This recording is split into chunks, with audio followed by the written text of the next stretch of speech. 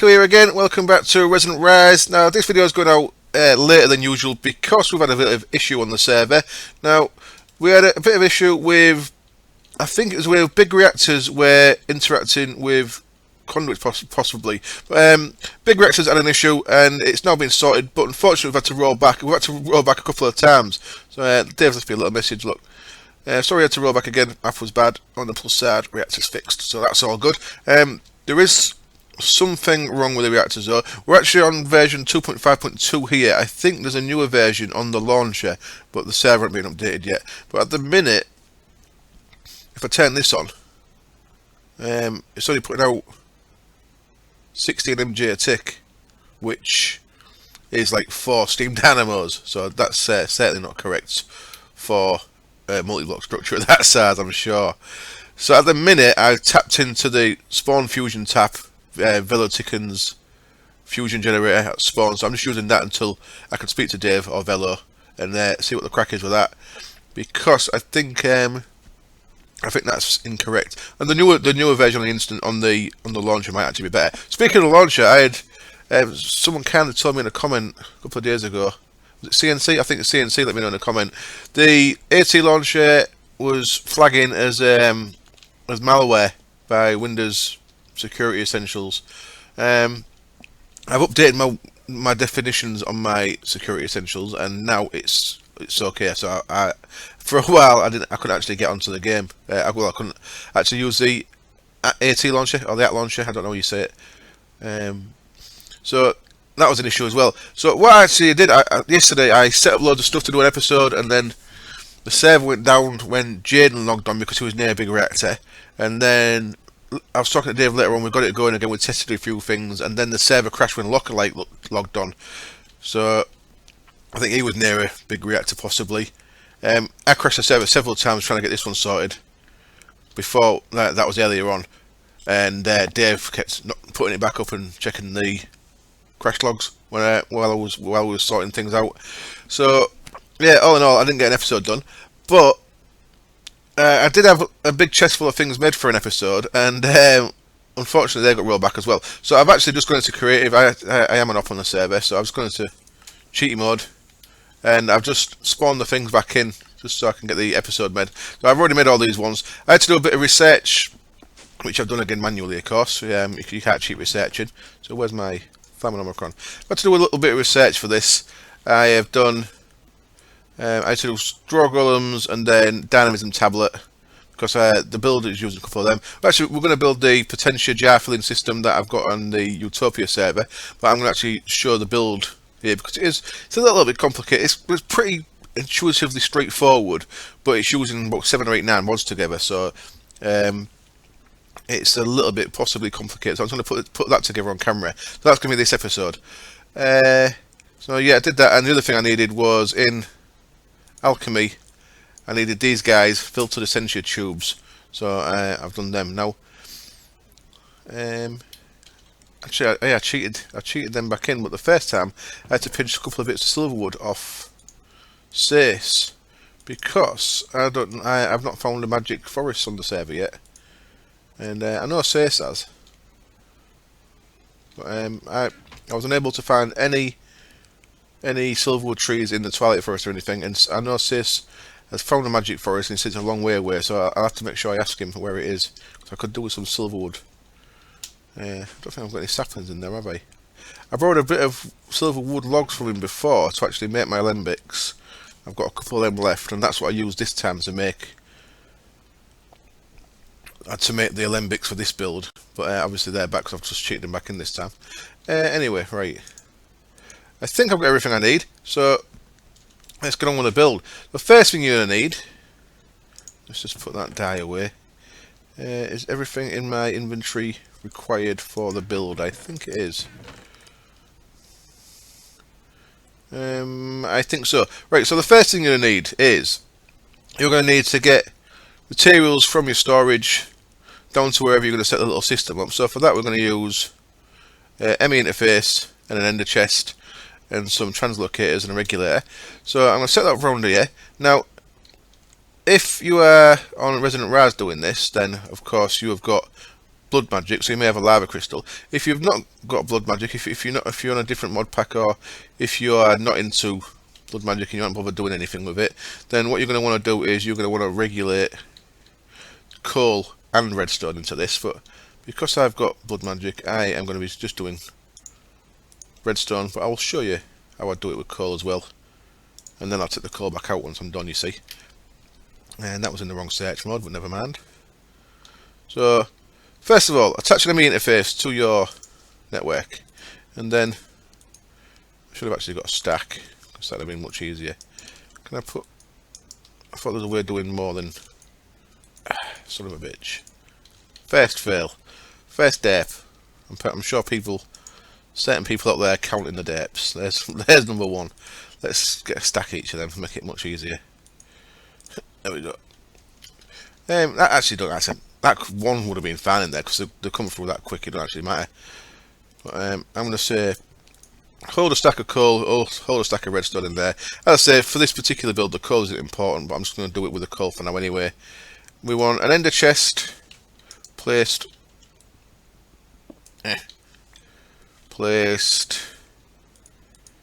here. Now, I'm not actually wearing my bound armor, by the way, at the minute, and I'll explain that after I've done this build, if I remember. But there's also something else I need to make for that. I need to make an armor suppressor, which I should have showed you last episode. So, ender chest, I'm just going with light grey is my colour on the server. I'm going with purple because it's a bit of an arcane build and purple seems to fit right. So, one diamond nugget on the receiving translocator, of course, makes it into a regulator. And we want to regulate redstone and coal into there. So that's always going to keep, we'll turn it on, of course. There we go. That's always going to keep a stack of coal and a stack of redstone in there. There we go. Stack of coal and redstone in there. So that's this bit of the build done. Now, the build I'm going to put downstairs because you ideally need your floor to be 3 thick, and my floor's only 2 thick in most of the base. In the corners, I could make it 3 thick, but for now, I'm just going to put it down where the old boiler was. I'm going to put it down here. I've took the boiler out, and yeah. So it kind of takes a 3 by 3 footprint, and 3 deep as well, and I've actually changed. I've changed around a little bit just to make the pipes flow a little bit easier than they are on the other server. So here's most of the things you need.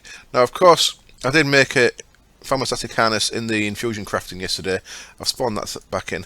The reason why we're doing this, of course, is if you right-click a thermostatic harness, you'll see it's got a slot there, and that slot needs a jar of Potentia. And I like the thermostatic harness. It's enchantable with haste. It gives you creative flight, but I found filling it up a bit of a pain. It needs constant void jar. I was doing a bit of building on Utopia yesterday, and I must have had to change the void jar 6 or 7 times. And if I was having to do that manually each time, I'd have stopped using it. To be honest, I've used a harness before. I've always liked it, but I just couldn't be asked to keep on top of manually doing void jars. Manually doing Potentia jars. So that's why I've set this little system up. So we're going to start off with, and this is slightly different from the one on Utopia, because the one on Utopia I've got the furnace next to the block, but this time I'm going to go one from the side. So our jar is going to end up getting placed there once it auto places. So first of all, let's set up the alchemical furnace, and for this we need a couple of arcane alembics on top. Oops. Fail. There we go. Arcane alembics. And the reason why I've changed the piping a little bit is because I want to do it like this. I want to go pipe, and then there's these special filtered Essentia tubes, which are actually very cool. And I'm going to want a void jar there, which is part of the build. And that's basically the extent of the vanilla Thaumcraft portion of this build. Now that'll get auto placed and auto removed. So that's the actual build. There is one more thing we need to do. We need to make sure the right things go through these pipes. So for that, I actually need to go back up and get a couple of Essentia files out of here. So a couple of vials and I want one with some Potentia in it, so I'm going to grab some of that, and I want one with some Machina in it, so I'm going to grab some of that, and then down we go again. Now I may need a wand, so I'll take a wand with me as well, and down we go. So this again is temporary because I think I am going to move to that island as well. So well, there's a couple of other things I've forgotten upstairs. I'll go back and get them in a bit. But it's to go with that stuff that I've forgotten. So yes, what I need to do here is these jar labels. What you can do, you can combine them with a vial of the target you want. So I want 2 of these to be Machina, and I want 1 to be Potentia. And what you can do with these filtered pipes, filtered tubes, is if you click that with the label, so now that tube will only let Potentia go through it, and this one will only let Machina go through it. And that label's unnecessary really, but I just want to put it on there anyway. So what a void jar does, a void jar, once it fills up with 64 of an aspect, you can keep pumping more of that aspect in there and it'll magically disappear it for you, it'll void it. So we don't have to worry about that overflowing, because if you look at our redstone, we get Potentia, we get 2 Potentia and 1 Machina. So this automated system, to be truly automated, we need to be getting rid of that Machina, otherwise it's going to back the system off. And that's what the void jar does, which does it very nice for us as well, so that's very cool. Now, where do I want to go next with this? Right, so next, we want our ender chest. Now, if I was doing this without blood magic, I would require a bit more conduit.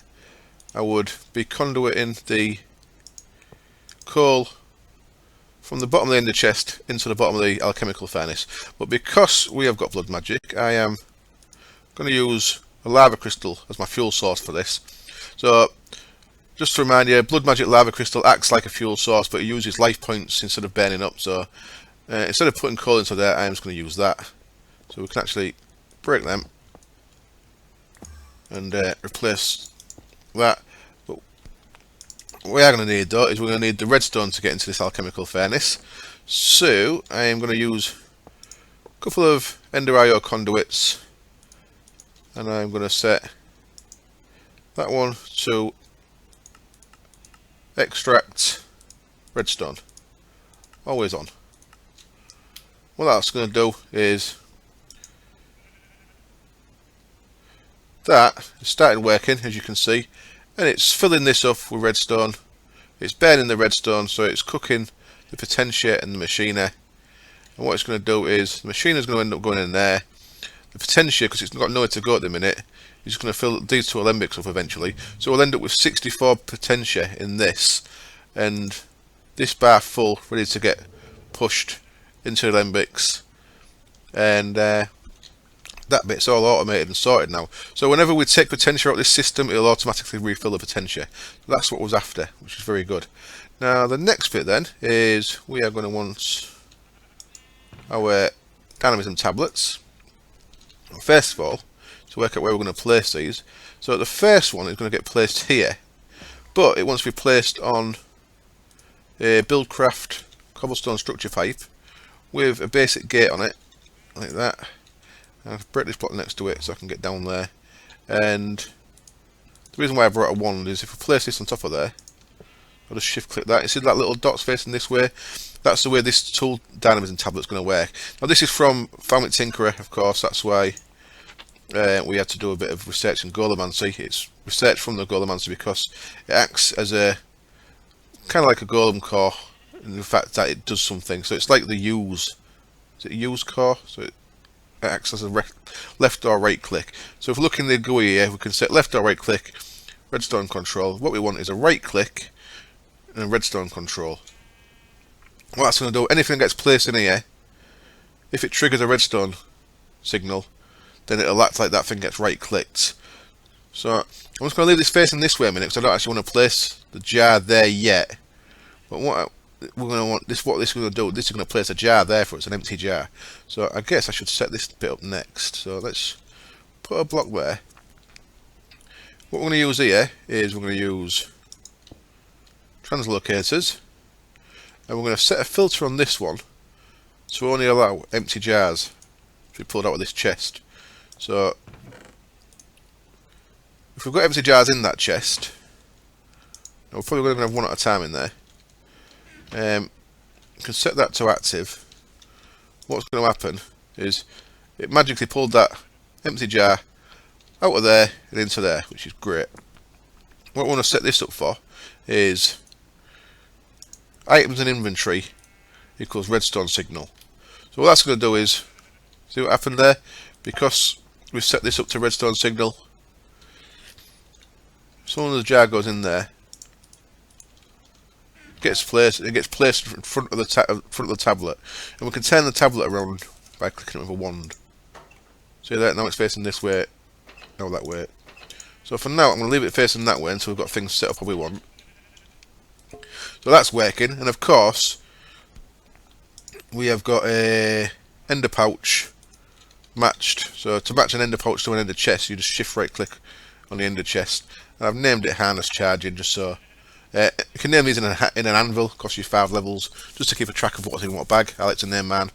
So what we can do is, if we're out and about, we take the empty jar out of our thermostatic harness, just drop it in the pouch there, goes into this system, it'll get filled up and it'll end up back in the pouch. So next time we've got another empty, we'll have a full one in here we can take out, we've got a fresh empty one, and then we'll have a fresh empty one we can put in. So little 2-jar system. So there we go, that's that bit sorted. Now the rest then is pretty much making it so that the jar gets picked up when we want it to, and gets put back into the ender test. So 2 things we're going to use for this. First thing is to put things back in the ender chest. What's going to happen is we're going to have a second tool dynamism tablet. I guess that's the first thing I should mention. And that's going to be there, facing this way. And this one, when it's a left click, we want a redstone control. We want something in here that doesn't have a durability. So a Yeta wrench doesn't have a durability. You can break things with it. It'll take ages, isn't it? You can break things with it and it won't wear the durability down. So a wrench is good. Any kind of wrench that doesn't have a durability is good for this. What this is going to do is, when this gets a trigger, it's going to left click whatever's in front of it, which is going to be a jar. I don't want to put a jar there because I don't want to fill it up yet. But it's going to left click that. It'll break the jar, and then so the jar will just be floating around here. So what I'm going to use is a vacuum hopper from Open Blocks. Now I'd like to place this right on top of the chest here. If you place it right on top of the chest, the jar gets stuck in between the pipe, the tube, and the thing there. So I have to place that one across there and put a conduit on. Let's put it back in the chest. So anything that gets extract, always active. Anything that gets sucked up by the vacuum hopper gets put back in the chest. So we can demo that by throwing a water jar down there. It gets sucked into the chest and put down there, because of course this is set to pull out empty jars. I can actually place it with no block underneath. Interesting. Right then. So that's going to be an issue because it's the vacuum hopper is more powerful.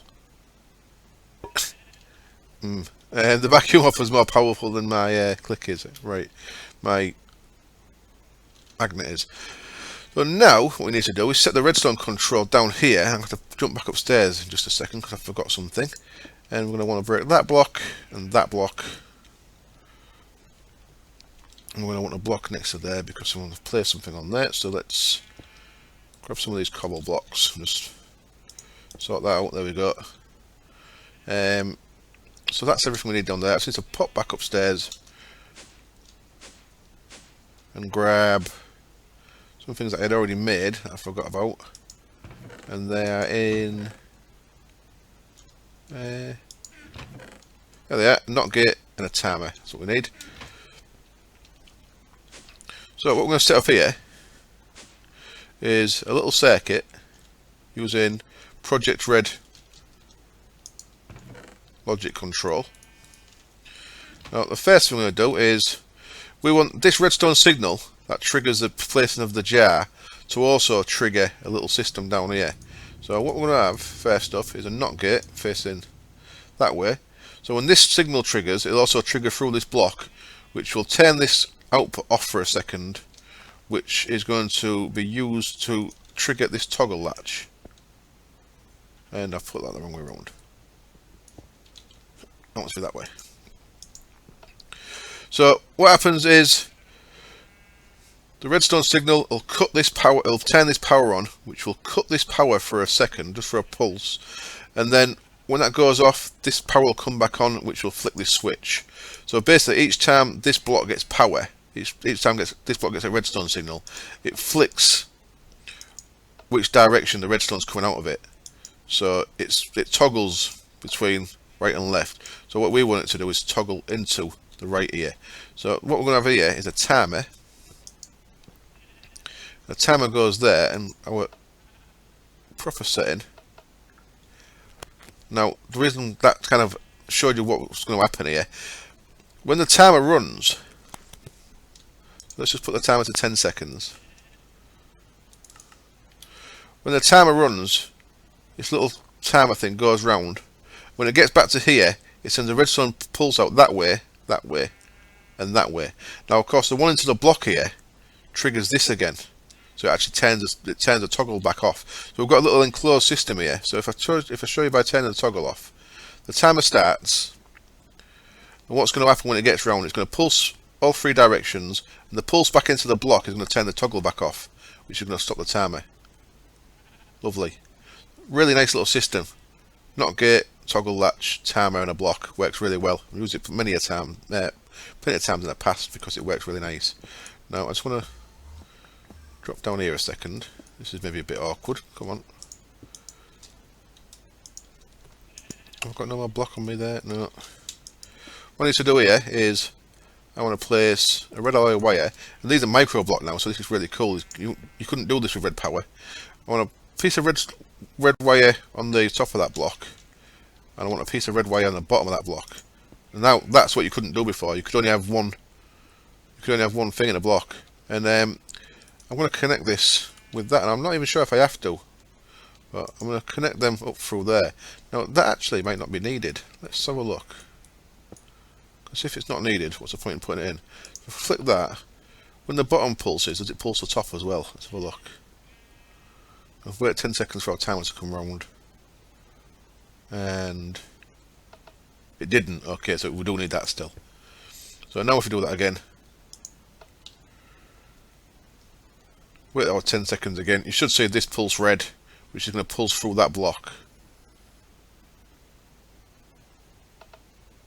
Why are you not pulse? Is it just pulsing so quick? Let me up. Let me up, damn it. I'm going to fly up in a minute if I can't get up. There we go. I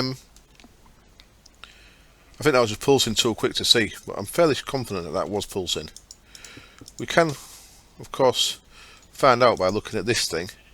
Redstone control, left click. Let's toggle that again. And we should see this guy move when that gets round. There we go. So see, that works. So that little move forward will break the jar back off. So that's done down there. All we need to do is set this to a reasonable time. Now, because you won't drain a jar of Potentia in 10 minutes or more, even if you're just constant flying. So I'm just going to set this to 3 minutes. 180 seconds. 3 minutes is going to be plenty of time for the jar to fill. So now, by the way, I've noticed if you put a jar of Potentia in your thermostatic harness with a label on, when you take it back out, it pulls the label off. So that's why I've not bothered labeling these jars. So now all we need to do is, if we turn that guy so it's facing the right way, there we go, and then we can cover these blocks up. So that's out of sight, out of mind down there now. So in theory, that is complete. So what we want to do is throw an empty jar, the vacuum hopper, suck that cover up, I wonder where that went. Put the empty jar in there. That's going to place, it's going to start filling up. Then after 3 minutes, the timer is going to pulse, it's going to break that, it's going to pick it back up. So I will cut cut camera for about 2 minutes. I'll be back in a bit. Okay, I'm back. That actually filled up much quicker than I expected to, because now with these extra bit of pipe in here, which someone kindly told me, pulse, that'll break, get sucked up. And if we look at our jar here, we have got a full jar of Potentia. Awesome. Now, yeah, because of the way this is set up now with this extra bit of pipe, which is why I've moved this across, we've got 64 Potentia already waiting there, so it fills up much quicker. Before, it had to, the way I had the pipes before with the arcane limits here and just piping off, there was no way. It had to process each one at a time. Now it can process the machine and the Potentia at the same time. So I put the timer down to a minute, and I was just watching that through there so I could come back at the right time without missing it. So that's kind of filling back up. Now, as I say, you won't be doing 2 of these straight away out in the world. Let me put that actually in there now. So there we go, jar of Potentia in there. Awesome. And when that's pretty much full, put our second one in, and we'll see it work again. So of course, when the one in the jetpack now, so I'm going to put the jetpack on, the harness on, you can see on the left hand side there, there's our fuel bar.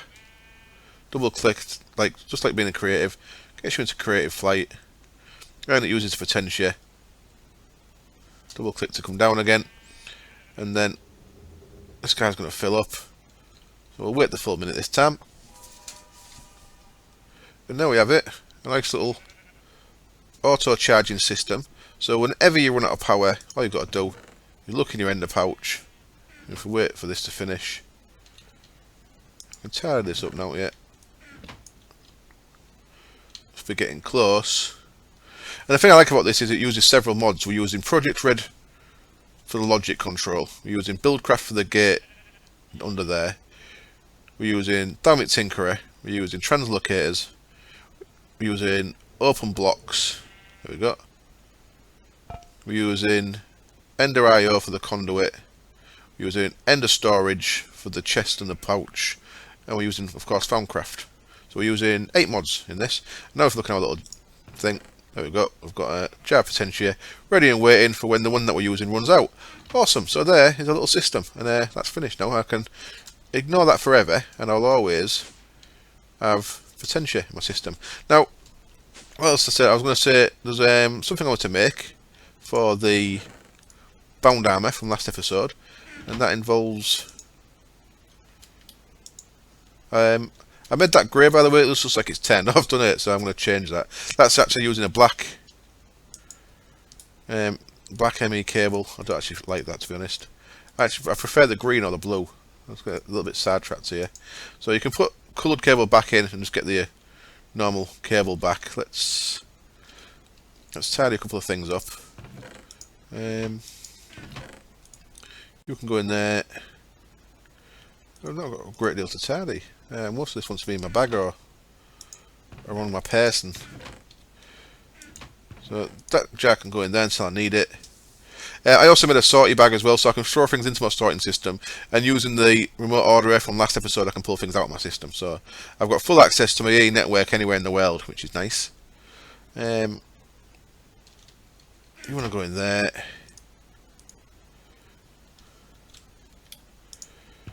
I'll keep them translocators on me because they're very useful. And I'll keep my Thalium chestplate on me because I might need a bit more armour. And what I also want to do while I'm at it, because I'm using the lava crystal, I'm just going to take the coal out of there. Don't need that. And don't need that. And don't need that. There we go. So all I need to do be putting in there is redstone because of the lava crystal. Wonderful. That can all get dumped in there. So what I'm going to want here is, let me just change the colour. Actually, to change the colour of these is a bit more awkward because I need to break these 3 chests. You need to put you can put a cable on the front of these 4 blocks and it'll change the colour. But to actually get a cable on these, you need to put it from the side or the back. So I need to break these 3 chests, which have all got translocators on. So I will do that later. But basically, to change the colour, you just grab a dye that's compatible with the ME cables, because not all are, but red certainly is. Red comes out as pink though. Yeah, I'll use blue. I'll use a bit of lapis. I'll make it blue. I've got green on Utopia, which I think is a bit of cactus green. I don't think it's lime green. There we go. I make them blue, and now if I was to click on them, they'd all become blue. So I've got no liquids in there yet. So there you go. Now that ain't actually communicating with them because it's a separate colour, but I'll do this off camera. I'll put them all blue, so then it'll communicate again. Wonderful. Right. Yeah. So what I wanted to make was armor inhibitor. This is something I should have shown you really last episode when we made the bound armor. And you pretty much put 6 gold ingots around weak blood shard, gets you the armor inhibitor. What that does, if we go and get our blood armor back on, and I suppose bound armor, I want to show you something else here as well. Let's just make a quick pressure plate. Someone kindly told me, I think in the stream, someone kindly told me this one. Is it Punyon possibly? We put a pressure plate there. If you shift right click on a piece of armour, it'll swap it for whatever you're wearing. If you stand on a pressure plate and do it, swap the full lot. Kind of nice, isn't it? So you can just run up, stand on the pressure plate, shift right click, and it'll swap everything that you're wearing for everything on there. So now we've got our bound armour on with all its crazy powers. Now, a couple of reasons why I'm not going to wear this all the time. One is it does give you true omnipotence, and I like to have a little bit of danger in my life. I like to have it so that I do take a little bit of damage. So I'm not going to wear it because of that. Second is I want creative flight because it makes building so much easier. So that's why I've decided to go with the thermostatic harness. Now there is other options for creative flight in this mod pack. There's Ars Magica, I think there's potential for creative type flight in that. There's modular power suits, of course. And I'm not sure if the witchery broomstick, I'm not sure what that is, and I'm sure there's maybe something else as well. So there is other ways of flight, but for now I'm going to use a thermostatic harness because I'm used to it. But fighting with the blood armour, I'm having to fly with the sigil, which is very good. But say if I'm fighting a ghast, I'm flying with the sigil, but I need to use the sword as well, so I can actually hit the ghast while I'm flying. So that's why I want to fly. And the other thing is, I do miss my step assist. It's a real little thing that irritates me a bit, not having step assist. So anyway, the thing I want to show you here, this armor inhibitor. As you can see, I've got my boost. I've got all the other things on from this, all the other upgrades. If I shift right click the armor suppressor, no, not shift right click at all, just right click. You see now my armor is inhibited. So look, I've lost my speed boost. I've lost the ability to stop fall damage. So if you've got a particular strong piece of armor that's only you only want it to be active occasionally, then you can use the armor inhibitor to turn it on and off. And now I've got my boost. I've got my upgrades back. So yeah, so I thought I'd show you that. So for now though, I'm gonna get on there, put these guys on. Now, the thermostatic harness, as I said, is enchantable. So, can we enchant it in here? We can. Wonderful. So I am going to put on, let's turn any eye off, Protection 4. I'm going to put on Haste 3 because it makes you fly quicker, which is lovely. And I'm going to put on Repair, so that the repair, because if you're using it as armour, then it does take damage when you're fighting. So having Repair on there is going to keep it full. So they're all under 100, I believe. Yeah. Oh no, 152 terror. So I'm going to need a second wand. The one thing stopped working again, as it baffles me. It works for a while. It's the fact. It's not the fact that it don't work. It's the fact that it works for a while then stops. So something's clearly changing in the way the data is recorded, the MBT data, whatever it is. Swap ones. That's why I've got 3 ones, by the way, so I can do instant enchanting with the osmotic. There we go. So now we have got a lovely haste 3.